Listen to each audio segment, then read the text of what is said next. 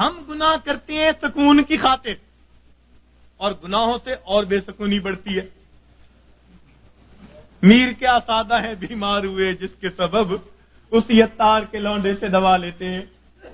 جن کاموں سے پریشان ہوتا ہے بندہ سکون حاصل کرنے کی خاطر، ان کاموں کو کرتے پھرتے ہیں۔ تو یاد رکھیے کہ گناہ ظاہر میں خوبصورت نظر آئے، اس میں لذت محسوس ہو، اس میں وقتی طور پر اطمینان محسوس ہو، مگر حقیقی طور پر اس میں دل کی پریشانی ہوا کرتی ہے۔ اور جتنا ہم گناہ کریں گے اتنا ہماری زندگی میں پریشانی آئے گی۔ یہ اللہ والے جو گناہوں سے اپنے آپ کو بچا لیتے ہیں، اللہ تعالیٰ ان کی زندگی کو سکون عطا فرما دیتے ہیں۔ یاد رکھیے، گناہوں کو چھوڑ کر بندے کو ایسے سکون ملتا ہے جیسے کہ بچے کو ماں کی گود میں آ کر سکون مل جایا کرتا ہے۔ تو گناہوں کو چھوڑ دیجیے۔ اور گناہ بھی کیا؟ علم اور ارادے سے گناہ کرنا، اللہ تعالیٰ اس کو بہت ناپسند فرماتے ہیں۔ علم اور ارادے سے گناہ کرنا، بے دھیانی میں گناہ ہو جائے جلدی معاف ہو جاتا ہے، بے علمی میں گناہ کر بیٹھے جلدی معاف ہو گیا۔ جب انسان اپنے علم اور اپنے ارادے سے سوچ سمجھ کر گناہ کر رہا ہوتا ہے، پھر اللہ رب العزت کی ناراضگی آتی ہے، پھر اللہ تعالیٰ غصے میں آتے ہیں۔ مگر اللہ تعالیٰ بڑے حلیم ہیں، وہ پہلے گناہ پہ بندے کو سزا نہیں دیا کرتے۔ بجلی ہے نا، اس کے بارے میں مشہور ہے کہ یہ پہلی خطا بھی معاف نہیں کرتی۔ تو اللہ تعالیٰ بجلی کی طرح نہیں ہے، وہ حلیم ذات ہے، وہ کریم ذات ہے، حوصلے والی ذات ہے، وہ بندے کو موقع دیتی ہے۔ لیکن جب گناہ کرتے کرتے، ہاں، تاکہ بندہ جاگے، اور جب نہیں جاگتا تو اللہ تعالیٰ پریشانیاں بھیجتے ہیں، کیونکہ پریشانیوں سے پھر بندہ گھبراتا ہے، پھر اللہ کی طرف پہنچتا ہے۔ اس لیے کسی عارف نے کہا، سکھ دکھاں تو دیواں وار، دکھاں آن ملایوم یار۔ سکھ دکھاں تو دیواں وار کہ دکھاں آن ملائم یار۔ خوشیاں سلاتی ہیں اور غم جگاتے ہیں۔ تو اللہ تعالیٰ پھر غم بھیجتے ہیں، بیماری بھیج دی، پریشانی بھیج دی، ناکامی بھیج دی، پھر پریشان ہوتے ہیں۔ تو جو اچھے جو ہے لوگ ہوتے ہیں وہ اس وقت پھر رب کی طرف آتے ہیں کہ ہمیں جگانے کے لیے یہ بات آئی، پھر وہ نمازیں بھی پڑھ رہے ہوں گے، تہجد بھی پڑھ رہے ہوں گے، اوراد و وظائف بھی کر رہے ہوں گے، وہ سمجھ رہے ہوں گے کہ اللہ تعالیٰ ہمیں اپنے گھر کی طرف بلانا چاہتے ہیں۔ پاک ہے وہ پروردگار جو اپنے بندوں کو پریشانیوں اور مصیبتوں کی زنجیروں میں باندھ کر اپنے در کی طرف بلا رہا ہوتا ہے۔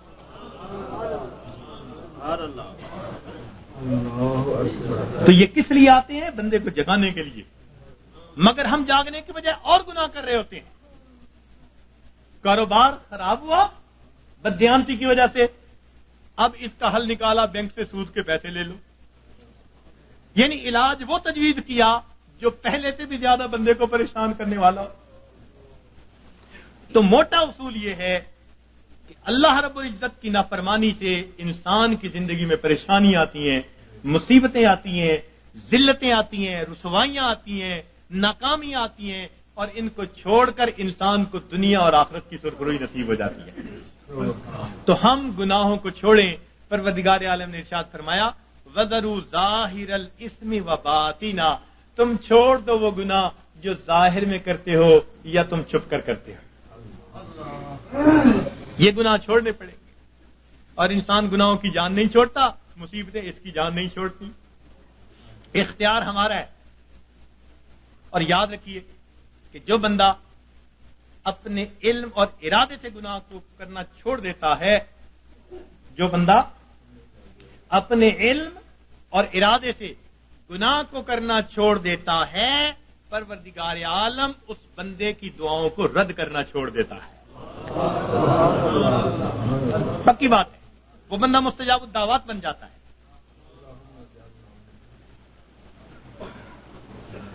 جو بندہ اپنے علم اور ارادے سے گناہ کرنا چھوڑ دیتا ہے، پروردگار عالم اس بندے کی دعاؤں کو رد کرنا چھوڑ دیتا ہے۔ پوچھتے ہیں حضرت اسم آدم بتاؤ، اس سے بڑا اسم آدم اور کیا ہے؟ یہ اسم آدم ہے کہ گناہوں کو چھوڑ دیں اور پھر دیکھیں پروردگار عالم کیا عطا فرماتے ہیں۔ اس لیے تو فرمایا کہ جو غیر محرم کی طرف نگاہوں کو ہٹائے گا اللہ رب العزت اس کے دل کی عبادت، اس کے دل کو عبادت میں لذت عطا فرمائے گا. تو معلوم ہوا کہ ہر گناہ کے بدلے لذت ملتی ہے. تو چھوڑ دیجئے گناہوں کو تاکہ اللہ رب العزت دلوں کا سکون اور ایمان کی اور اعمال کی لذتیں عطا فرمائے. لذتیں عطا فرمائے. آج کہتے ہیں جی اور وظائف میں کچھ محسوس نہیں ہوتا. بھئی پہلی بات تو یہ محسوس ہوتا ہے یا نہیں، ہمیں تو بندگی کرنی ہے، ہمیں تو بیٹھنا ہے. یاد رکھیں عبد اللطیف بنے، عبد اللطف نہ بنے. کچھ عبد اللطف ہوتے ہیں، لطف اور مزہ ڈھونڈتے پھرتے ہیں. حضرت مزہ نہیں آ رہا، بھائی مزے ڈھونڈنے، اللہ تعالیٰ کی بندگی کرنی ہے، اس کی یاد کرنی ہے. ہم پابند ہیں، غلام ہیں. ہاں اگر یاد میں وہ مزہ بھی دے دیتا ہے تو عنایت ہے اس کی. یہ رحم ہے پروردگار کا، یہ طرز ہے اس کریم ذات کا کہ اپنے بندوں کے دلوں کو اور لذتیں عطا فرما دیتا ہے. ورنہ ہم تو پابند ہیں، بندے جو ہوئے. تو ہم گناہوں کو کرنا چھوڑ دیں گے، اللہ رب العزت زندگی سے پریشانیوں کو دور کر دیں گے.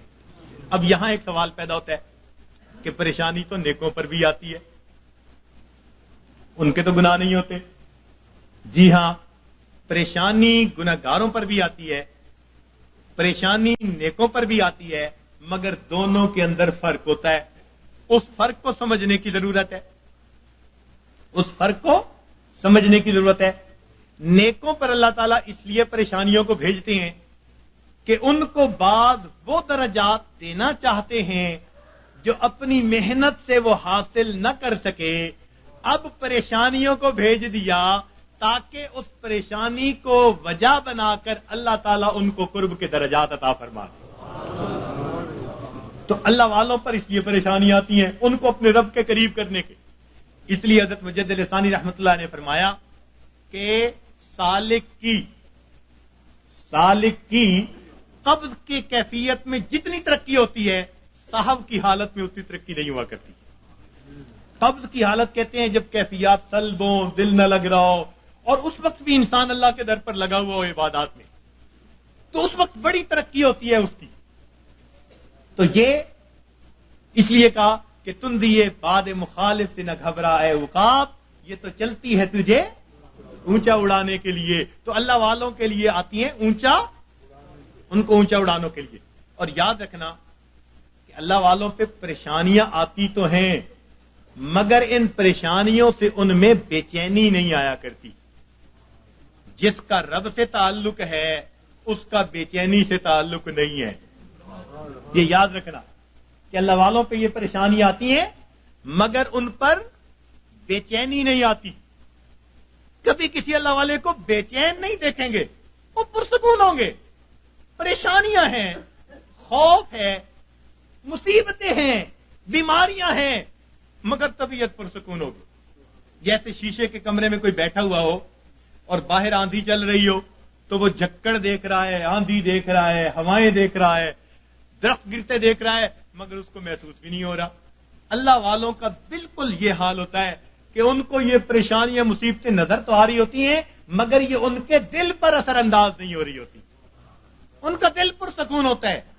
این مصیبتوں کے عالم میں بھی دل اپنے پروردگار سے لگا ہوا ہوتا ہے. چنانچہ ایک بزرگ تھے، اپنے گھر کے اندر کچھ تلاش کر رہے تھے، حالانکہ ان کے بیٹے کی شادی تھی. تو بیوی کہنے لگی جی بیٹے کے لیے دلہا بن رہا ہے، گھوڑے پہ چڑھنے لگا ہے، بارات جانے والی ہے، آپ کیا تلاش کرتے پھرتے ہیں؟ کہنے لگے میں کفن کے کپڑے تلاش کر رہا ہوں، چیزیں تلاش کر رہا ہوں. ان کا کس لیے؟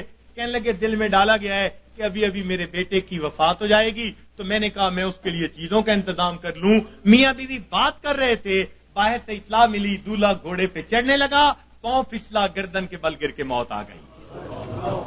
یہ ہوتا ہے دنیا دولہا بنا رہی ہے اور ان کے دل میں الہام ہوا موت آنی ہے تو گھر میں تیاریاں کر رہے ہیں.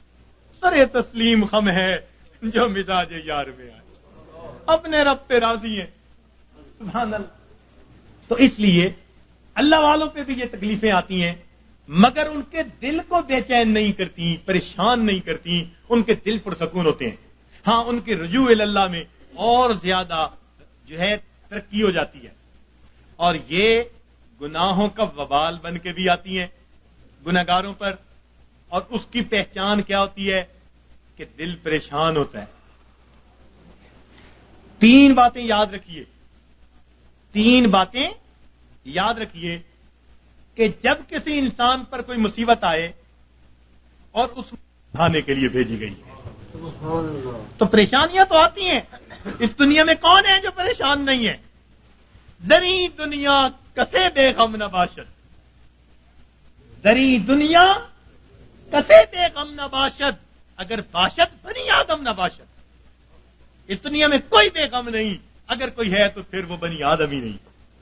تو غم تو ہے ہی اس دنیا کے ساتھ۔ ہاں، جہاں کوئی غم نہیں ہوگا اس کا نام جنت ہے، ابھی وہاں نہیں پہنچے۔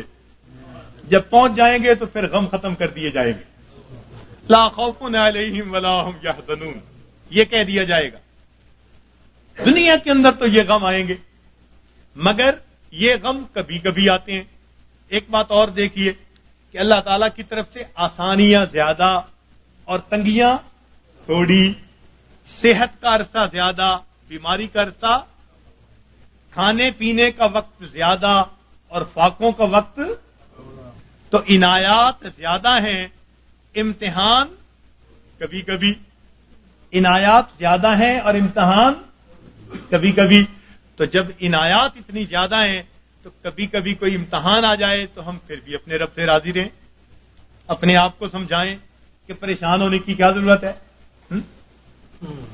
کسی عارف نے کہا، لطف سجن دم بدم، گہرے سجن گاہ گاہ،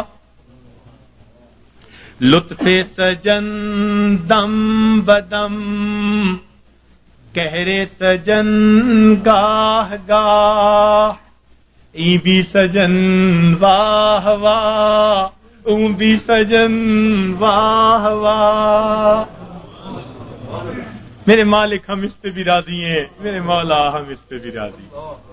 یہ ہے بندگی، یہ ہے بندگی۔ اور ہم پریشان ہو کر، اگر کوئی بدعقیدہ بندہ تعویذ دینے والا ہے ادھر بھی بھیجتے ہیں عورتوں کو، عاملوں کے پاس، نجومیوں کے پاس، جادو کرنے والوں کے پاس، کالے علم والوں کے پاس، ایمان گواہ بیٹھتے ہیں، اور بڑے بڑے نمازی اور سالک اور ذکر مراقبہ کرنے والے پریشان ہو کر۔ ہرگز نہیں، پریشانیوں کے اندر کبھی ایسے لوگوں کی طرف نہیں جانا، پریشانی کے وقت میں اپنے پروردگار کے گھر کی طرف آنا ہے، مسجد کی طرف آئیں اور اللہ سے اپنے دل کی بات کہیں، اللہ کے سامنے اپنے دل کا دکھ بیان کریں۔ جب دل کا دکھ اللہ کے سامنے بیان کریں گے تو پروردگار پھر ہماری اس مناجات کو قبول فرما لیں گے۔ تو ہمیں کسی نے پریشان نہیں کیا، ہمیں ہمارے گناہوں نے پریشان کر رکھا ہے۔ ہم دوسروں سے حسد کرتے پھرتے ہیں، فلاں نے کر دیا ہوگا، فلاں نے کر دیا ہوگا، فلاں نے کچھ کر دیا ہوگا، اس نے باندھ دیا ہوگا، اس نے باندھ دیا ہوگا، پتہ نہیں کتنے چھوٹے سے خدا بنائے ہوئے ہیں ہم نے، کسی نے کچھ نہیں باندھا۔ باندھنے والی، کھولنے والی وہ ایک ہی ذات ہے۔ واللہ یقبض ویبسط والیہ ترجع۔ تو ہم اس ذات کی طرف رجوع کریں اور ہماری پریشانیاں اللہ تعالیٰ پھر اس طرح ختم کر دیں گے۔ تو مصیبتیں آتی ہیں، مگر مصیبتیں، پریشانیاں اکثر اوقات گناہوں کے سبب سے آتی ہیں۔ اس وجہ سے انسان مایوس بن جاتا ہے، اعمال چھوٹ جاتے ہیں، انسان ذکر و سلوک میں پیچھے رہ جاتا ہے۔ اللہ والوں پر جو پریشانی آتی ہیں وہ درجات کو بڑھانے کے لیے آتی ہیں۔ اب یہ ایک بنیادی بات سمجھنے کے بعد یہ بات ذہن میں رکھیے کہ جب کسی بندے کو جگایا جائے اور وہ پھر بھی نہ جاگے تو پھر غصہ آتا ہے۔ گھر میں بھی ماں بچے کو جگائے، باپ بیٹے کو جگائے اور وہ نہ جاگے تو غصہ آتا ہے۔ جب اللہ تعالیٰ بندوں پر پریشانیاں بھیجتے ہیں اور وہ پھر نہیں جاگتے، یہ اللہ تعالیٰ کے غصے کا سبب بنتا ہے، اور پھر اللہ تعالیٰ اس کو دنیا کے اندر عبرت بناتے ہیں۔ فرماتے ہیں اولا یرون انہم یفتنون فی کل عام مرۃ او مرتین ثم لا یتوبون ولا هم یذکرون۔ کیا یہ نہیں دیکھتے ہر سال میں ایک دفعہ یا 2 دفعہ ان پر مصیبتیں بھیجی جاتی ہیں، پھر بھی توبہ نہیں کرتے، پھر بھی نصیحت نہیں حاصل کرتے. تو جب انسان جگانے کے باوجود نہیں جاگتا تو پھر اللہ تعالیٰ اپنے عذاب کا کوڑا بھیجتے ہیں. جب انسان گناہوں میں گھر جاتا ہے پھر اللہ تعالیٰ اس پر ہاتھ ڈالتے ہیں، پھر اس کو جہنم کی آگ میں بھیجتے ہیں. اس لیے فرمایا بلا من کسب سیئۃ، کیوں نہیں جس نے گناہ کیا، وَأَحَاطَتْ بِهِ خَطِیئَتُهُ، اور اس کی گناہوں نے اس کا احاطہ کر لیا، فَأُولَٰئِکَ أَصْحَابُ النَّارِ هُمْ فِیہَا خَالِدُونَ، یہ ہیں آگ میں بھیجے جانے والے، ڈالے جانے والے جو ہمیشہ ہمیشہ وہاں رہیں گے، کہ گناہوں نے اس کا احاطہ کر لیا. تو کبھی کبھی گناہ بندے کو گھیر لیتے ہیں. جھوٹ کی زندگی، جھوٹ کی زندگی. اب غلط تعلق ہے کہیں، بندے بندے کے سامنے جھوٹ بول رہا ہے، پردے ڈالتا پھر رہا ہے، اس کے سامنے جھوٹ، اس کے سامنے جھوٹ، اس کے سامنے جھوٹ. حدیث پاک کا مفہوم کہ بندہ جھوٹ بولتے بولتے اتنا جھوٹ بولتا ہے اللہ تعالیٰ فرشتوں کے ذریعے نام اعمال میں کذاب لکھوا دیتے ہیں، جھوٹوں کے دفتر میں نام لکھا جاتا ہے. چھپاتے پھرتے ہیں بندوں سے، پروردگار سے تھوڑا چھپا سکیں گے ان باتوں کو. تو کبھی کبھی انسان اپنی بری عادات کو نہیں چھوڑتا اور گناہوں کے اندر گھر جاتا ہے ان کو چھپانے کی خاطر، اور یہی چیز اس کے لیے مصیبت بن جاتی ہے. پھر ذکر میں ترقی کیسی، سلوک میں آگے بڑھنا کیسا. اب کبھی کبھی اوراد وظائف کر رہے ہیں، ساتھ کبیرہ کبھی مرتکب ہو رہے ہیں. یہ تو ایسا ہی ہوا جیسے گولیاں بھی کھا رہے ہیں اور ساتھ ساتھ زکام کے ہوتے ہوئے برف والا پانی بھی پیتے پھر رہے ہیں، تو زکام کیسے دور ہوگا. اسی لیے ذکر و سلوک میں آنے کے لیے پہلا قدم یہ ہے کہ انسان اپنے گناہوں سے سچی توبہ کر لے. یہ پہلا قدم ہے، یہ پہلا قدم ہم اٹھا لیں. پھر دیکھیے یہ تھوڑی دیر کا مراقبہ ہمارے لیے معلوم نہیں کتنی برکتوں کا باعث بن جائے گا. ہم جو کہتے ہیں نا ہوتا کچھ نہیں، ہمارے مشائخ بڑی اللہ، ان حضرات نے اپنے مشائخ جن کی خدمت میں ہم نے اپنا وقت گزارا، ہم نے ان کی توجہات کو دیکھا. میرے دوستوں، میرے مہربانوں، ہمیں تو جو ملا اپنے مشائخ کی توجہ سے ملا. اپنا عمل کچھ نہیں، اپنی محنت کچھ نہیں. 100% اگر کہیں کہ ان کی توجہات سے ملا تو ہم مسجد میں بیٹھ کر بھی سچ بولنے والے ہوں گے. ان کی توجہ سے ملا، اور ہم تو ویسے بھی فضلی ہیں کہ ہمارا تعلق ماشاءاللہ خانقاہ فضلیہ سے، تو ظاہر میں بھی فضلی ہے اور سچی بات ہے ویسے بھی فضلی ہے. جو ہوا ہے اللہ کا فضل ہی ہوا ہے، اور اب بھی یہاں سے اللہ کا فضل مانگنے ہی آئے بیٹھے ہیں، اللہ کا فضل مانگنے ہی آئے بیٹھے ہیں. تو اس لیے جب ہم گناہوں کو چھوڑ دیں گے خود بخود اوراد و وظائف کے توجہات کے جو اثرات ہوں گے وہ دل کے اوپر آنے شروع ہو جائیں گے. ہمارے حضرت خواجہ احمد سعید قریشی رحمۃ اللہ علیہ، احمد الشرقیہ والے، ان کے حالات زندگی میں حضرت سید وار حسین شاہ رحمۃ اللہ علیہ نے یہ واقعہ لکھا.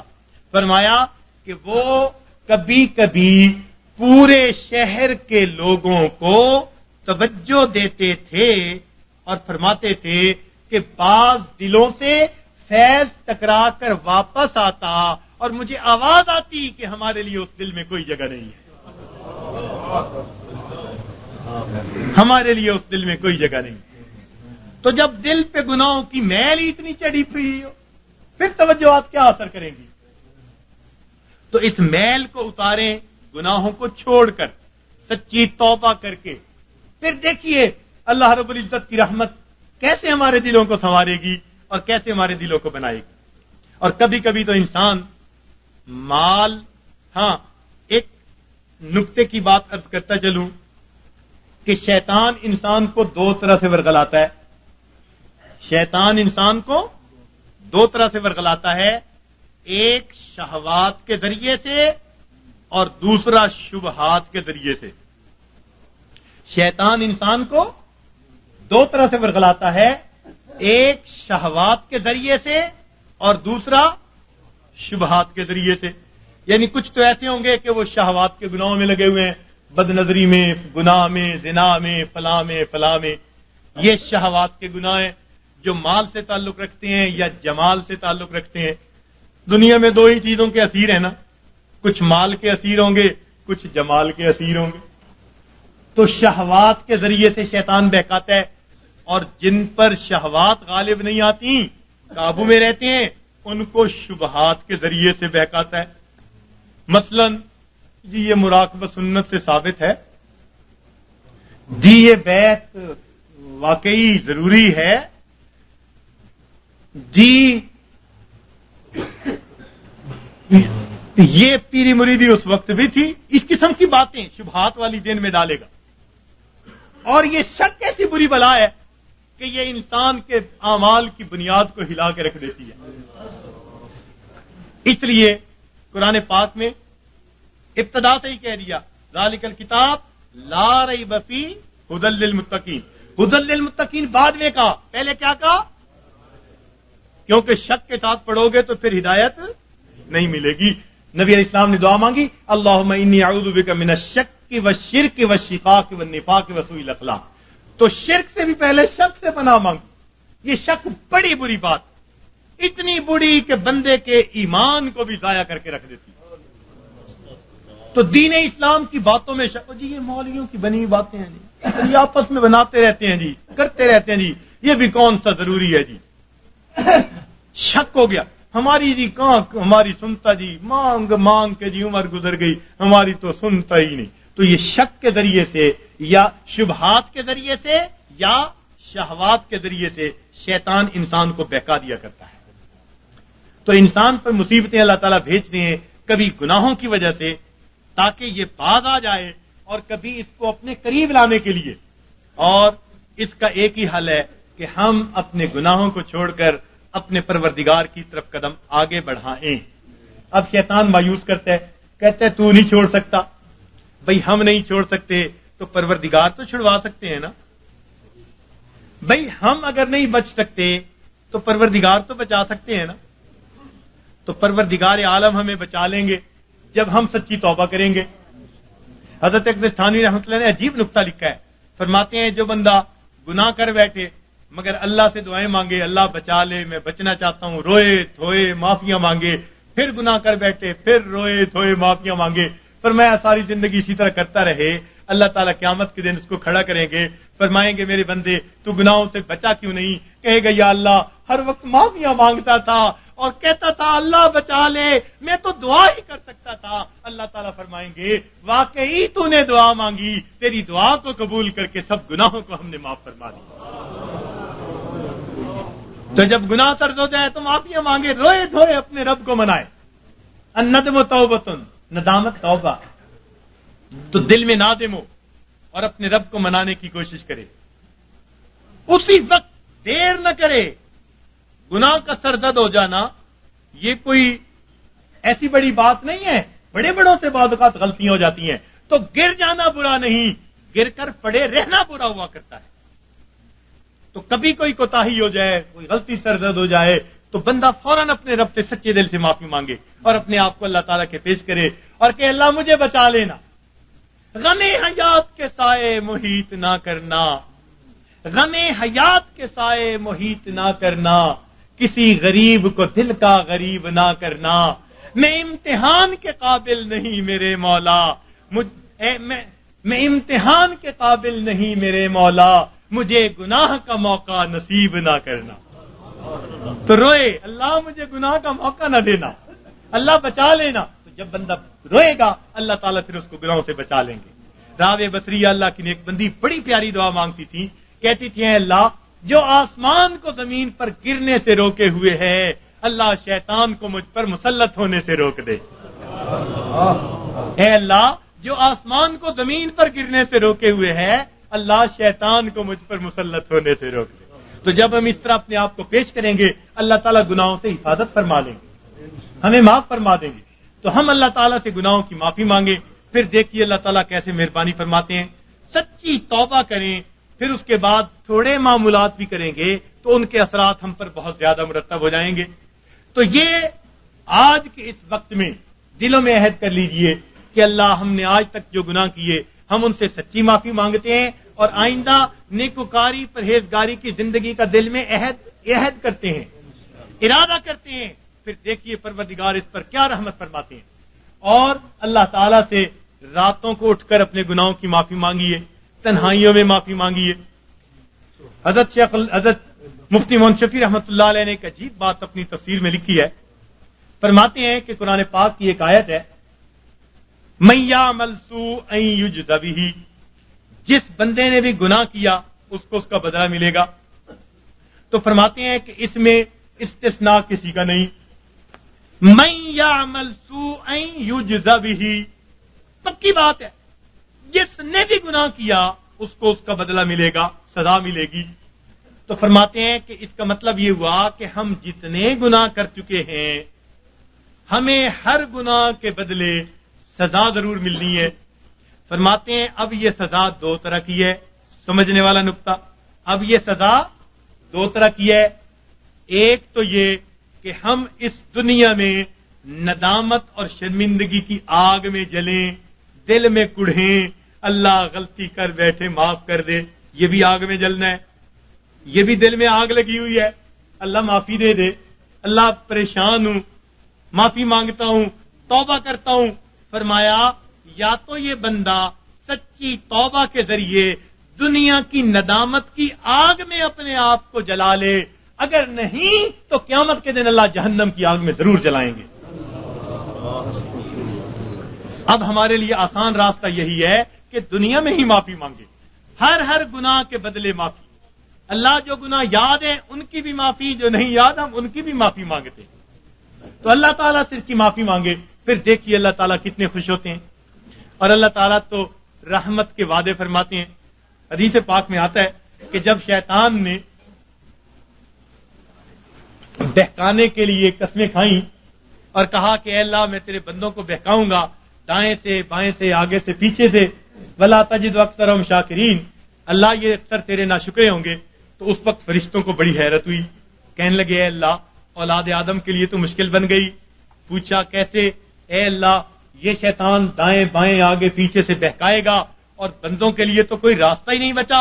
اللہ تعالیٰ نے فرمایا کہ میرے فرشتوں یہ دو سمتوں کو بھول گیا، ایک نیچے کی سمت، ایک اوپر کی سمت. میرا گناہگار بندہ جب اپنے گناہوں پہ پریشان ہو کر میرے در پہ آئے گا اور میرے در پر آ کر ہاتھ پھیلا دے گا، چونکہ ہاتھ اوپر کی سمت کو اٹھیں گے، ابھی اس کے ہاتھ نیچے نہیں جائیں گے، میں اس کے گناہوں کو معاف فرما دوں گا.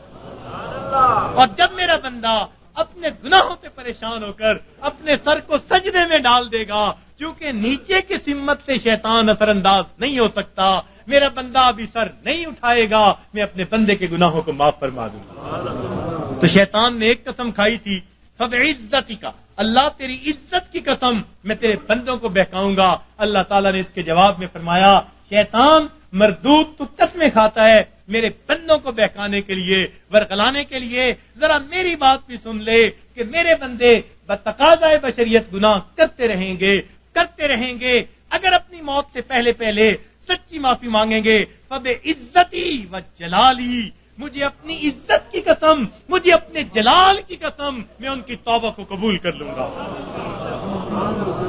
تو شیطان نے بہکانے کے لیے ایک قسم کھائی تھی، رحمان نے معافی دینے کے لیے دو قسمیں کھائی ہوئی ہیں. سبحان اللہ. اس لیے اللہ تعالیٰ کی ہر صفت کا ایک نام ہے، لیکن رحمت کی صفت کے دو نام ہیں، رحمان اور رحیم. اور کوئی صفت ایسی نہیں جس کے دو نام ہو سوائے رحمت کی صفت. وہ تو اتنا کریم آقا ہے، وہ تو بخش کے خوش ہوتا ہے، وہ تو معاف کر کے خوش ہوا کرتا ہے. میں ایک مرتبہ بچیوں کو پردے میں درس دے رہا تھا، ایک جامعہ کی دور حدیث کی بچیاں تھیں. تو ان سے میں نے سوال پوچھا کہ بتاؤ دنیا میں سب سے آسان کام کیا ہے؟ ایک بچی نے جواب دیا کہ اپنی ماں کو منانا. میں نے پوچھا وہ کیسے؟ کہنے لگی جی کہ ہمارا یہ تجربہ ہے کہ ماں اگر اپنے بیٹے سے ناراض بھی ہونا تو بیٹی سے پوچھتی پھرتی ہے، اس نے روٹی کھا لی، اس کا بستر تو نے بنا دیا، اس کے کپڑے تو نے ٹھیک کر دیے. اب اوپر سے ناراض پھر رہی ہے، مگر ماں کی ممتا اس کو مجبور کر رہی ہے، لہذا بیٹی سے پوچھتی پھرتی ہے، بیٹی کے ذریعے اس کو کھانا پہنچا رہی ہے. دل سے ناراض نہیں، خفا تھی، بچے نے ستایا مگر دل سے خفا نہیں، اس لیے پوچھتی بھی پھر رہی ہے کہ بچے کو سب چیزیں مل گئیں یا نہیں مل گئیں. تو وہ کہنے لگی کہ جب ماں کی ممتا کا یہ حال ہے تو ماں کو منانا بہت آسان ہوتا ہے. میں نے کہا ہاں ماں کو منانا آسان صحیح، پھر بھی ماں کے پاس آنا پڑتا ہے۔ بچہ آ کر کہہ دے امی معاف کر دیں، ماں معاف کر دیتی ہے۔ بچہ آ کر ماں کا جسم دبائے، امی معاف کر دیں، معاف کر دیتی ہے۔ ہاتھ جوڑ دے، معاف کر دیتی ہے۔ اگر پھر بھی معاف نہ کرے، بچہ رو پڑے، ماں سے کبھی بیٹے کے آنسو نہیں دیکھے جاتے، کتنی ناراض کیوں نہ ہوگی جب دیکھے گی بچہ آنسو بہا رہا ہے، اپنے دوپٹے کے پلو کو لے کے آنسو پوچھے گی، کہے گی بیٹا رو نہیں، چل میں نے تجھے معاف کر دیا۔ تو ماں کو منانا دنیا میں اتنا آسان ہے۔ بچیاں کہنے لگیں، میں نے انہیں اس وقت بتایا کہ دیکھو ایک اور ذات ہے جس کو منانا ماں کے منانے سے بھی 70 گنا زیادہ آسان ہے، اور وہ پروردگار عالم کی ذات ہے۔ ماں کو تو پھر بھی زبان سے کہنا پڑے گا، پاؤں پکڑنے پڑیں گے، ہاتھ جوڑنے پڑیں گے، آنسو بہانے پڑیں گے۔ ایک وہ پروردگار ذات ہے جس کے سامنے بندہ تنہائی میں بیٹھا ہو، فقط دل کے اندر نادم ہو جائے، دل کے اندر شرمندہ ہو جائے اور دل میں پکارے پروردگار گناہوں کی معافی چاہتا ہوں، میں نے سچی توبہ کر لی، اللہ میں نے سلو کر لی، مجھے اپنا بنا لے، شیطان کے پنجے سے چھڑا لے۔ کوئی ہاتھ نہیں ہلایا، کوئی اس نے زبان سے لفظ نہیں نکالا، فقط دل کی ندامت کو قبول کر کے اللہ تعالیٰ اپنی ناراضگی کو دور فرما دیتے ہیں۔ لیکن جب ہم گناہ کرتے ہیں، ہم اس میں سوراخ کر رہے ہوتے ہیں، اور ان سوراخوں سے آثاب، مصائب اور آلام ہمارے اوپر آ رہے ہوتے ہیں۔ یوں سمجھیے کہ گناہ کرنے سے ہم اپنے اوپر مصیبتوں کو دعوت دے رہے ہوتے ہیں، مصیبتوں کو اپنے اوپر بلا رہے ہوتے ہیں، پریشانیوں کو بلا رہے ہوتے ہیں۔ اس لیے اگر ہم گناہ کرنا نہیں چھوڑتے تو بسا اوقات اس طرح پریشانی آتی ہیں جیسے تسبیح کا دھاگا ٹوٹے تو تواتر کے ساتھ اس کے جو ہے دانے ایک دوسرے کے اوپر گرا کرتے ہیں، اس لیے پریشان پھرتے ہیں۔ حضرت کیا کریں، بڑے پریشان ہیں، بتا ہی نہیں سکتے۔ حضرت بیوی نہیں مانتی، حضرت اولاد تو اللہ نے دی، ہر ایک افلاطون بنا ہوا ہے۔ کیوں؟ اللہ رب العزت کسی نہ کسی کے ذریعے اس کو پریشان کرتے ہیں۔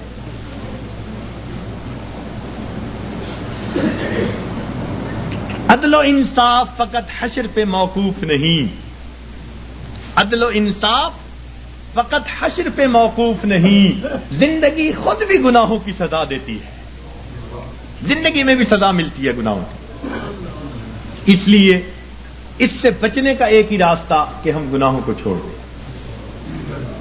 ترک کر دیں، معصیت سے خالی زندگی اختیار کرنے کی کوشش کریں۔ ہمارے سلسلہ نقشبندیہ کے ایک بزرگ تھے، حضرت خواجہ ابو الحسن خرقانی رحمت اللہ علیہ، فرمایا کرتے تھے کہ جس آدمی نے جو دن معصیت کے بغیر گزارا ایسا ہی ہے جیسے اس نے وہ دن نبی علیہ الصلوۃ والسلام کی معیت میں گزارا۔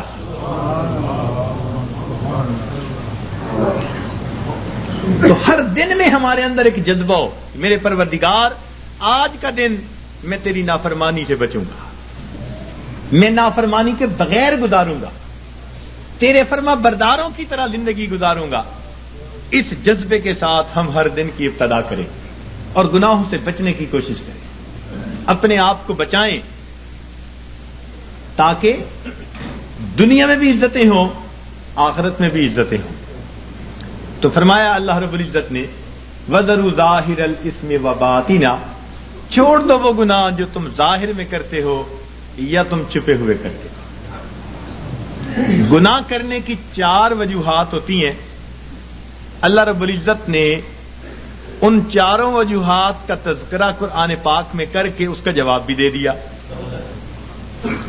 سب سے پہلی وجہ گناہ کرنے کی یہ ہوتی ہے کہ بندہ سمجھتا ہے کہ مجھے دیکھنے والا کوئی نہیں، سب سے پہلی وجہ مجھے دیکھنے والا کوئی نہیں۔ اور اگر اس یہ پتہ ہو نا کہ چھوٹا بچہ بھی دیکھ رہا ہے تو گناہوں سے بچے گا۔ تو جب یہ احساس دل میں ہو کہ مجھے دیکھنے والا کوئی نہیں تو یہ گناہ کرنے کی پہلی وجہ۔ اللہ تعالیٰ نے قرآن پاک میں اس کا بھی جواب دے دیا، فرمایا ان ربک لبالمرصاد، تیرا رب تیری گھات میں لگا ہوا ہے۔ اب یہ مرصاد کسے کہتے ہیں؟ مفسرین نے لکھا کہ جب کوئی شکاری اپنے شکار پر نشانہ باندھنا چاہے تو بڑی توجہ کے ساتھ اس کو دیکھتا ہے، حتیٰ کہ اپنے سانس کو بھی تھوڑی دیر کے لیے بند کر لیتا ہے، پلک بھی نہیں چھپکتا، اس کیفیت کو مرصاد کہتے ہیں۔ گویا اللہ رب العزت ہمیں اتنے غور سے دیکھ رہے ہیں جیسے دنیا میں کوئی شکاری اپنے شکار کو غور اور توجہ کے ساتھ دیکھ رہا ہوتا ہے۔ تو جب ہمیں اتنی باریکی سے دیکھا جا رہا ہے تو ہم کیسے کہہ سکتے ہیں کہ دیکھنے والا کوئی نہیں؟ تو اس کا جواب دے دیا کہ یہ نہ سمجھنا کہ دیکھنے والا کوئی نہیں، ان ربک لبالمرصاد۔ گناہ کرنے کی عموماً دوسری وجہ یہ ہوتی ہے کہ آدمی سمجھتا ہے کہ کسی کو پتہ ہی نہیں چلنے دیا، جی میں نے فون کیا پتہ نہیں چلنے دیا، میں نے فلاں یوں کیا پتہ ہی نہیں چلنے دیا، کسی کو پتہ ہی نہیں جی۔ یہ گناہ کرنے کی دوسری وجہ ہوتی ہے کہ بندہ سمجھتا ہے کسی کو پتہ ہی نہیں۔ اللہ رب العزت اس کا بھی جواب دیتے ہیں، فرماتے ہیں کہ میں وہ ذات ہوں یعلم خائنۃ الاعین وما تخفی الصدور، میں جانتا ہوں تمہاری آنکھوں کی خیانت کو اور جو تمہارے دلوں کے اندر چھپا ہوا۔ تو جواب دے دیا کہ یہ مت زوم میں رہنا کہ ہمیں کوئی نہیں، کسی کو پتہ ہی نہیں چلنے دیا، وہ جانتا ہے تمہاری آنکھوں کی خیانت کو اور جو تمہارے دلوں میں چھپا ہوا ہے۔ تو اس کا بھی جواب دے دیا۔ گناہ کرنے کی عام طور پر تیسری وجہ یہ ہوتی ہے کہ بندہ سمجھتا ہے کہ میرے پاس کوئی نہیں تھا، میں اکیلا تھا، جس کا تھا ڈر وہ نہیں ہے گھر، اب جو چاہے کر، مقولہ بنا ہوا ہے۔ تو جب بندہ محسوس کرتا ہے نا جی میرے پاس کوئی نہیں تھا، تو یہ گناہ کرنے کی تیسری وجہ ہوتی ہے۔ اللہ تعالیٰ نے اس کا بھی جواب دے دیا، فرمایا تم تین ہوتے ہو تو چوتھا اللہ ہوتا ہے، چار ہوتے ہو تو پانچواں اللہ ہوتا ہے، وَهُوَ مَعَكُمْ أَيْنَمَا كُنْتُمْ، وہ تمہارے ساتھ ہوتا ہے تم جہاں کہیں بھی ہوتے ہو۔ تو اس لیے اس کا بھی جواب دے دیا کہ یہ نہ سوچنا کہ پاس کوئی نہیں ہمارے۔ گناہ کرنے کی چوتھی وجہ، انسان ڈھیٹ بن جائے، بے حیا ہو جائے۔ بچہ بڑا ہو جائے نا، بے حیا بن جائے تو باپ کو کہتا ہے اچھا نہیں میں کرتا، کیا کریں گے؟ یا پڑوسی کو کہتے ہیں اچھا نہیں میں یوں کرتا، تم کیا کر لو گے؟ یعنی جب یہ ذہن میں ہوتا ہے کہ کوئی میرا کچھ نہیں بگاڑ سکتا تو بندہ کہتا ہے تم کیا کر لو گے؟ اچھا میں کرتا ہوں، تم کیا کر لو گے؟ یہ گناہ کرنے کی چوتھی وجہ ہوتی ہے۔ اللہ تعالیٰ اس کا بھی جواب دیتے ہیں اور فرماتے ہیں کہ بندے یہ مت سمجھنا کہ اللہ تعالیٰ کیا کر لیں گے، ان اخذہ علیم شدید، اس کی جو پکڑ ہے وہ دردناک بھی ہے اور سخت بھی ہے۔ وَيُوثِقُ وَثَاقَهُ أَحَدٌ، ایسے باندھتا ہے کہ ایسا دنیا میں کوئی باندھ نہیں سکتا۔ ایک جگہ فرمایا انی اعذبہ عذاب لا اعذبہ احدا من العالمین، میں ایسا جو ہے عذاب دوں گا کہ جہانوں میں ایسا عذاب کوئی دوسرا دے نہیں سکتا۔ اور جب قومیں نافرمانی کرتی ہیں فرمایا فصب علیہم ربک صوت عذاب، اس کا کوڑا آتا ہے عذاب کا۔ تو فرمایا یہ مت سوچنا کہ کوئی کیا کر لے گا، حیثیت ہی کیا۔ تو چاروں وجوہات کا جواب دے دیا تاکہ بندے گناہوں کو چھوڑ کر نیکی کی زندگی کو اختیار کریں۔ اور گناہ پر اللہ تعالیٰ قیامت کے دن چار ہی گواہ متعین فرمائیں گے، چار گواہ قیامت کے دن پیش کیے جائیں گے۔ سب سے پہلا گواہ، اس بندے کے کندھوں کے اوپر جو کرامن کاتبین ہوتے ہیں وہ سب سے پہلے گواہ ہوں گے۔ ان علیکم لحافظین کرامن کاتبین یعلمون ما تفعلون، فرشتے گواہی دیں گے رب کریم ہم نے اس کو یہ گناہ کرتے دیکھا، یہ گناہ کرتے دیکھا، یہ گناہ کرتے دیکھا۔ یہ سب سے پہلی گواہی ہوگی، معصوم فرشتوں کی گواہی۔ پھر دوسری گواہی، اس کے نام اعمال کو پیش کیا جائے گا۔ ووضع الکتاب فتر المجرمین مشفقین مما فیہ، پھر گناہگار بندہ، مجرم بندہ جب دیکھے گا نام اعمال کو تو اب ڈرے گا، گھبرائے گا۔ کیا کہیں گے؟ وَيَقُولُونَ يَا وَيْلَتَنَا مَا لِهَٰذَا الْكِتَابِ، ہائے ہماری کم بختی، یہ کیسی کتاب ہے، لا یغادر صغیرۃ ولا کبیرۃ الا احصاها ووجدوا ما عملوا حاضرا ولا یظلم ربک احد، جو کیا ہوگا اپنے سامنے حاضر پائے، تیرا رب کسی پر ظلم زیادتی نہیں کرے گا۔ تو یہ دوسری گواہی ہوگی۔ اور تیسری گواہی اللہ تعالیٰ زمین سے لیں گے، زمین کو پوچھیں گے کہ تو بھی خبریں سنا، تیری پیٹھ پر کیا ہوتا رہا۔ یومئذ تحدث اخبارها بان ربک اوحی لها، زمین گواہی دے گی، بتائے گی کہ میری پشت پر اس نے فلاں جگہ یہ گناہ کیا، فلاں جگہ یہ گناہ کیا، اس گناہ کے لیے چل کے گیا تھا، زمین گواہی دے گی۔ اور چوتھے گواہ وہ انسان کے جسم کے اپنے اعضاء ہوں گے، اس کے اوپر گواہی دیں گے، سمعهم وابصارهم وجلودهم بما كانوا يكسبون، اس کی آنکھیں، اس کی زبان، اس کے کان، یہ سب اس کی گواہی دیں گے۔ اور پریشان ہوں گے اس وقت لوگ، وقالوا لجلودهم لما شهدتم علينا، اس وقت اپنے اعضاء کو یہ کہیں گے کہ تم نے کیوں گواہی دی، اور تمہاری لذتوں کی خاطر ہی تو ہم گناہ کرتے تھے، تم نے کیوں گواہی دی؟ قالوا انطقنا اللہ الذی انطق کل شیء، وہ اعضاء کہیں گے ہمیں اللہ نے گویائی دی جس نے ہر چیز کو گویا کیا، اس لیے جو بیتا ہم تو اس کی پوری رپورٹ اپنے رب کو پہنچائیں گے۔ اللہ تعالیٰ فرماتے ہیں وما کنتم تستترون، کہ تم تو پردہ ہی نہیں کرتے تھے اپنے ان اعضاء سے کہ یہ قیامت کے دن گواہ بننے والے ہیں۔ تو کوئی آدمی اپنے اعضاء سے پردہ کر سکتا ہے گناہ کرتے ہوئے؟ انہی سے تو کرنا ہوتا ہے۔ تو یہ چار گواہ قیامت کے دن گناہگار کے خلاف پیش کر دیے جائیں گے، اور بندے کے لیے پھر فرار کا کوئی راستہ نہیں رہے گا سوائے اس کے کہ اس کو خود تسلیم کرنا پڑ جائے گا کہ رب کریم ہاں میں نے یہ گناہ کیے، خطائیں کی۔ تو اس لیے آسان طریقہ یہ ہے کہ ہم دنیا میں ہی ان گناہوں کو چھوڑ کر اپنے رب کریم سے اس کی معافی مانگ لیں، پروردگار سے اس کی معافی مانگ لیں، تاکہ اللہ تعالی ہمارے ان گناہوں کو معاف فرما دے۔ دیکھیے حضرت ابراہیم اعظم رحمۃ اللہ علیہ کے پاس ایک نوجوان آیا، کہنے لگا حضرت گناہ کرتا ہوں، چھوڑ نہیں سکتا، ڈر بھی لگتا ہے اللہ تعالیٰ کی ذات سے اور اس کے عذاب سے، تو میں کیا کروں؟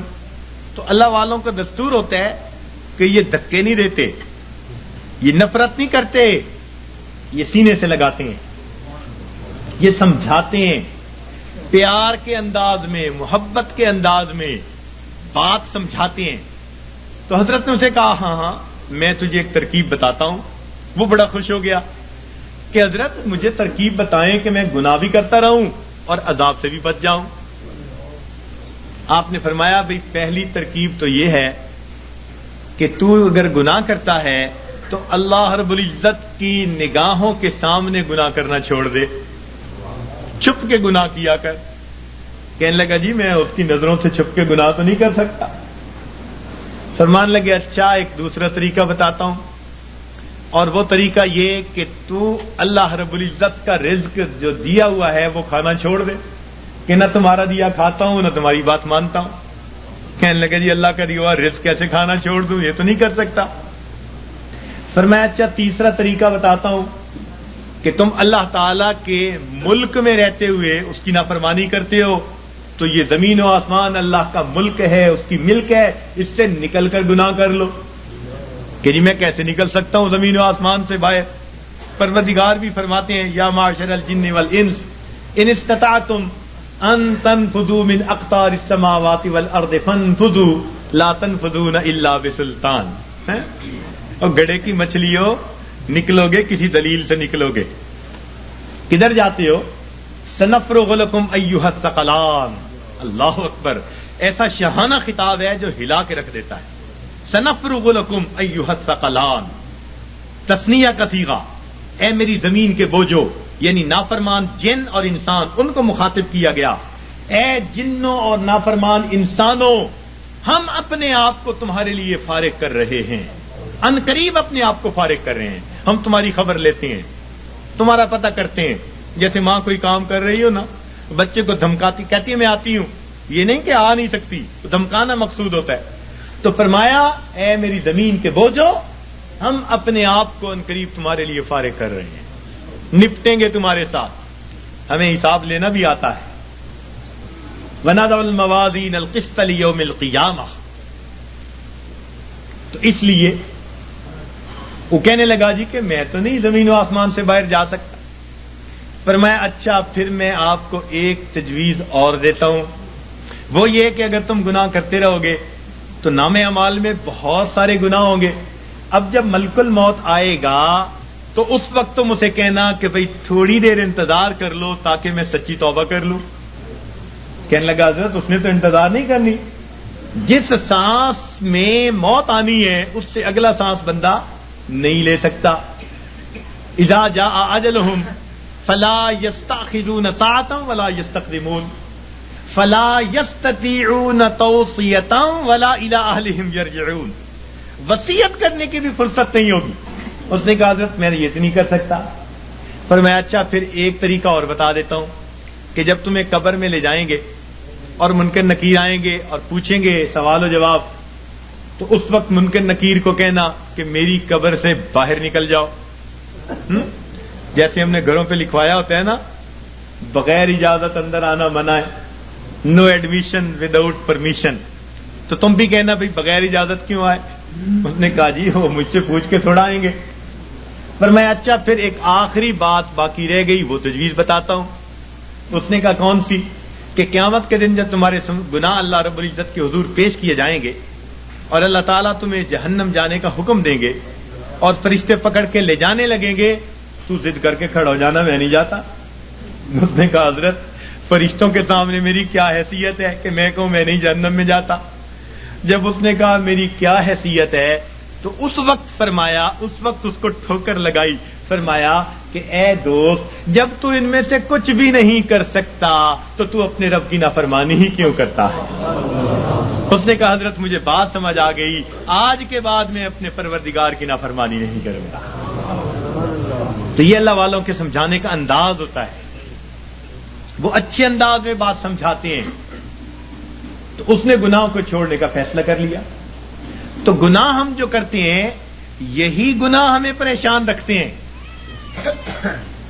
یاد رکھیے گناہوں کی وجہ سے ہی افراد مصیبتوں میں پڑتے ہیں اور قومیں مصیبتوں میں پڑتی ہیں, اور نیکی کے ذریعے اللہ رب العزت ان کو مصیبتوں سے نکالا کرتے ہیں.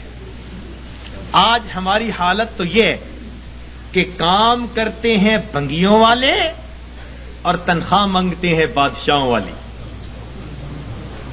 یاد رکھنا مسلمان کے لیے دنیا میں دو راستے ہیں, نیکی کرے گا امام عالم, اور اگر گناہ کرے گا تو غلام عالم بنے گا. نیکی کی زندگی ہوگی تو امام عالم بنے گا, اور اگر گناہوں بھری زندگی ہوگی تو کیا بنے گا. آج من حیث القوم ہم کیا بنے پھرتے ہیں, تیرے ہاتھ میں ہو قرآن تو دنیا میں رہے پریشان, تیرے ہاتھ میں ہو قرآن اور تو دنیا میں پھرے ناکام,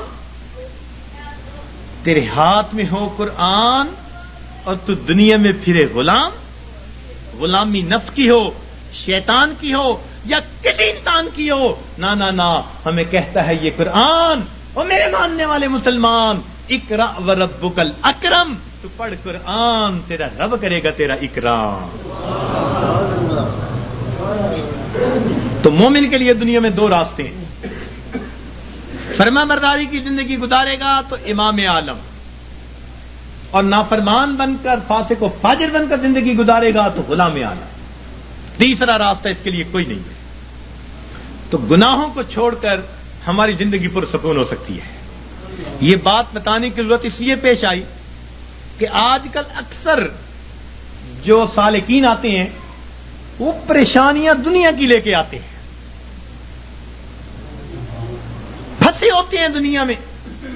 آتے ہیں تو دو تین باتیں کرتے ہیں. آتے ہی سب سے پہلی بات حضرت میں نے بڑے بڑے مشائخ کو دیکھا ہے مگر آپ سے بیعت ہوا ہوں، یعنی احسان جتلا رہے ہیں کہ میرا آپ پر احسان کہ میں بیعت ہوا. واہ واہ. حضرت میں نے بڑے بڑے مشائخ دیکھے ہیں جی، مگر میں نے بس آپ سے بیعت کی کہ تاکہ ان کے دل میں پہلے سے یہ احسان مند ہو جائے. اور حضرت بس میں نے اب حالات آپ کو ہی بتانے ہیں. اور حالات کیا بتاتے ہیں؟ بس حضرت کاروبار کوئی اچھا نہیں چل رہا، کوئی تعویذ دے دیجیے پڑھنے کے لیے، ویسے میں نے جلدی گھر جانا ہے. دوسری بات حضرت بس بیوی سے کچھ بنتی نہیں ان دنوں، کچھ اس کے لیے بھی پڑھنے کو بتا دیں، ویسے میں نے جلدی گھر جانا ہے. اور تیسری بات کیا کہتے ہیں؟ حضرت ورد وظیفہ تو ہوتا نہیں، کچھ خود ہی پھونک مار دیں، ویسے میں نے جلدی گھر جانا ہے. اب اگر یہ باتیں لے کر آئیں گے تو ذکر و سلوک کیا سیکھیں گے؟ اللہ تعالیٰ ایسے تو نہیں ملتا نا کہ انسان دنیا لے کر آئے اور دنیا کے مسائل کی باتیں پوچھ کے واپس جائے اور سمجھے مجھے اللہ مل جائے گا. پھر کہتے ہیں جی 3 سال سے بیعت ہو گئے، 5 سال سے بیعت ہوئے، ہوا تو کچھ نہیں، ہم نے کچھ نہیں کیا. اس لیے یہ ٹاپک آج بتانے کی ضرورت پیش آئی کہ ہم اپنی زندگی کے رخ کو جب تک ٹھیک نہیں کریں گے اس وقت تک ہماری زندگی کی یہ پریشانیاں ختم نہیں ہوں گی. ماں باپ خود اپنی اولاد کو پریشان کر کے خوش نہیں ہوتے، اللہ رب العزت اپنے بندوں کو پریشان کر کے کیسے خوش ہوں گے؟ تو وہ نہیں خوش ہوتے. اس لیے فرمایا ما یفعل اللہ بعذابکم ان شکرتم وآمنتم. اگر تم ایمان لاتے، شکر کرتے، اللہ تعالیٰ کو تمہیں عذاب دے کے کیا ہاتھ آتا؟ اللہ تعالیٰ کیا کرتا تمہیں عذاب دے کے؟ وہ کیوں عذاب دیتا؟ تو اللہ تعالیٰ خوش نہیں ہوتے، وہ نہیں چاہتے کہ بھوکے ننگے رہیں بندے، پریشان رہیں بندے. یاد رکھیے اللہ رب العزت نے اپنے بندوں کو عذاب کے لیے پیدا نہیں کیا، اپنے بندوں کو ثواب کے لیے پیدا کیا ہے. کیوں؟ فرمایا ان اللہ بالناس لرؤوف الرحیم. جب رؤوف الرحیم ذات ہے تو وہ کبھی پریشانی میں اپنے بندوں کو نہیں ڈالنا پسند کرتے. ہم خود پریشانیوں میں پڑتے ہیں، ہم پریشانیوں کو دعوتیں دیتے ہیں، بھاگتے ہیں پریشانیوں کی طرف. کس طرح سے؟ اپنے رب کے حکموں کو توڑ کے، اپنے محبوب کی سنتوں کو چھوڑ کے.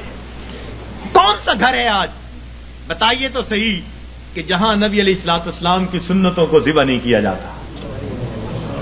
الا ماشاء اللہ.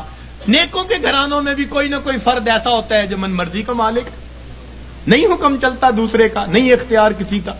آج ہمارے گھر، گلی کوچے، بازار نبی علیہ الصلوۃ والسلام کی سنتوں کی مذبح گاہیں بن چکی ہیں. اور پھر ہم کہتے ہیں کہ ہمیں پرسکون زندگی نصیب ہو جائے. رہنا دریا میں مگر مجھ سے بیر، رہنا دنیا میں اور دنیا کے پیدا کرنے والے کو ناراض کر کے، تو کیسے پرسکون زندگی گزاریں گے؟ ایک صاحب آئے، بڑی فیکٹریوں کے مینیجر تھے، آنسوؤں سے رونے لگے. حضرت میں اتنا پریشان ہوں، میں آپ کو بتا نہیں سکتا، میرا خرچہ پورا نہیں ہوتا. بھئی ہے کتنا؟ بس حضرت 2 کاریں دی ہوئی ہیں، میرے لیے علیحدہ، بچوں کے لیے علیحدہ. کوٹھی لے کے دی ہوئی ہے، کوٹھی پر چوکیدار، باورچی اور گن مین سب مالکوں کا، پٹرول مالکوں کا، بیمار ہو جائیں تو ڈاکٹر کا خرچہ مالکوں کا، اور ٹیکس ویکس ہو تو مالکوں کا. اور حضرت مجھے صرف 75,000 مہینے کے ملتے ہیں.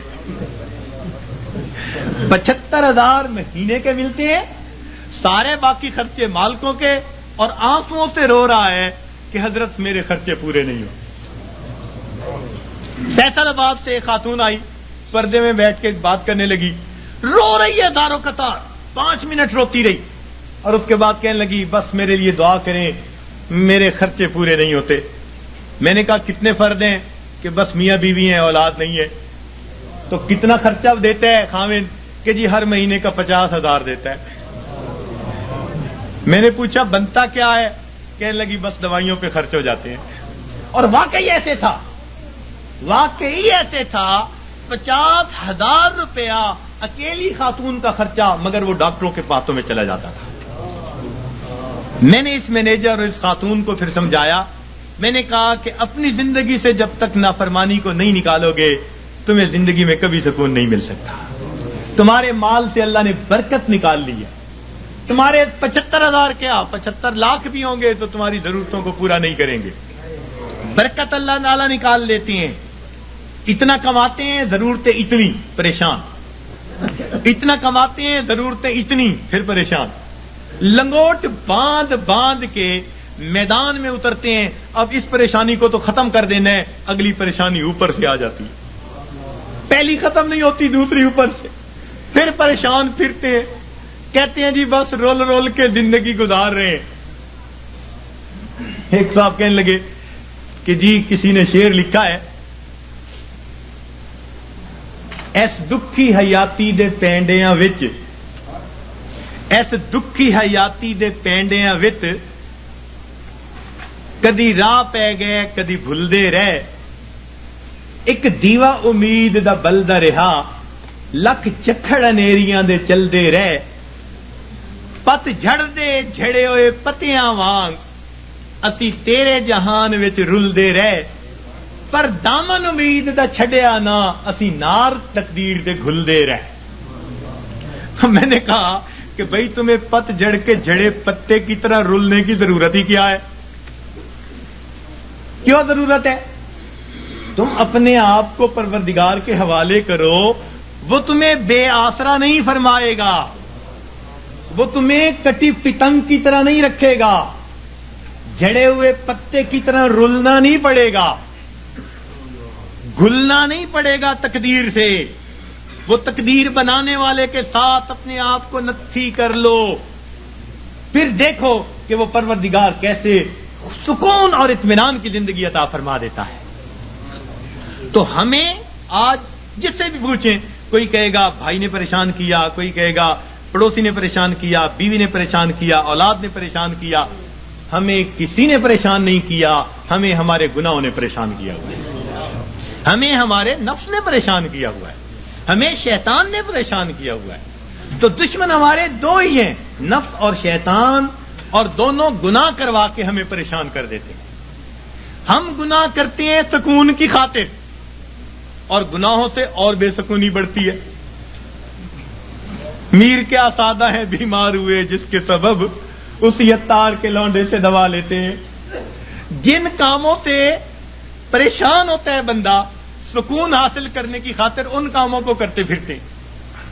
تو یاد رکھیے کہ گناہ ظاہر میں خوبصورت نظر آئے, اس میں لذت محسوس ہو, اس میں وقتی طور پر اطمینان محسوس ہو, مگر حقیقی طور پر اس میں دل کی پریشانی ہوا کرتی ہے. اور جتنا ہم گناہ کریں گے اتنا ہماری زندگی میں پریشانی آئے گی. یہ اللہ والے جو گناہوں سے اپنے آپ کو بچا لیتے ہیں, اللہ تعالیٰ ان کی زندگی کو سکون عطا فرما دیتے ہیں. یاد رکھیے گناہوں کو چھوڑ کر بندے کو ایسے سکون ملتا ہے جیسے کہ بچے کو ماں کی گود میں آ کر سکون مل جایا کرتا ہے. تو گناہوں کو چھوڑ دیجیے. اور گناہ بھی کیا, علم اور ارادے سے گناہ کرنا, اللہ تعالیٰ اس کو بہت ناپسند فرماتے ہیں. علم اور ارادے سے گناہ کرنا, بے دھیانی میں گناہ ہو جائے جلدی معاف ہو جاتا ہے, بے علمی میں گناہ کر بیٹھے جلدی معاف ہو گیا. جب انسان اپنے علم اور اپنے ارادے سے سوچ سمجھ کر گناہ کر رہا ہوتا ہے پھر اللہ رب العزت کی ناراضگی آتی ہے, پھر اللہ تعالیٰ غصے میں آتے ہیں. مگر اللہ تعالیٰ بڑے حلیم ہیں, وہ پہلے گناہ پہ بندے کو سزا نہیں دیا کرتے. بجلی ہے نا, اس کے بارے میں مشہور ہے کہ یہ پہلی خطا بھی معاف نہیں کرتی. تو اللہ تعالیٰ بجلی کی طرح نہیں ہے, وہ حلیم ذات ہے, وہ کریم ذات ہے, حوصلے والی ذات ہے. وہ بندے کو موقع دیتی ہے, لیکن جب گناہ کرتے کرتے ہاں تاکہ بندہ جاگے, اور جب نہیں جاگتا تو اللہ تعالیٰ پریشانیاں بھیجتے ہیں, کیونکہ پریشانیوں سے پھر بندہ گھبراتا ہے, پھر اللہ کی طرف پہنچتا ہے. اس لیے کسی عارف نے کہا سکھ دکھاں تو دیواں وار, دکھاں آن ملایوم یار. سکھ دکھاں تو دیواں وار کہ دکھاں آن ملائم یار. خوشیاں سلاتی ہیں اور غم جگاتے ہیں. تو اللہ تعالیٰ پھر غم بھیجتے ہیں, بیماری بھیج دی, پریشانی بھیج دی, ناکامی بھیج دی, پھر پریشان ہوتے ہیں. تو جو اچھے جو ہے لوگ ہوتے ہیں وہ اس وقت پھر رب کی طرف آتے ہیں کہ ہمیں جگانے کے لیے یہ بات آئی. پھر وہ نمازیں بھی پڑھ رہے ہوں گے, تہجد بھی پڑھ رہے ہوں گے, اوراد و وظائف بھی کر رہے ہوں گے. وہ سمجھ رہے ہوں گے کہ اللہ تعالیٰ ہمیں اپنے گھر کی طرف بلانا چاہتے ہیں. پاک ہے وہ پروردگار جو اپنے بندوں کو پریشانیوں اور مصیبتوں کی زنجیروں میں باندھ کر اپنے در کی طرف بلا رہا ہوتا ہے.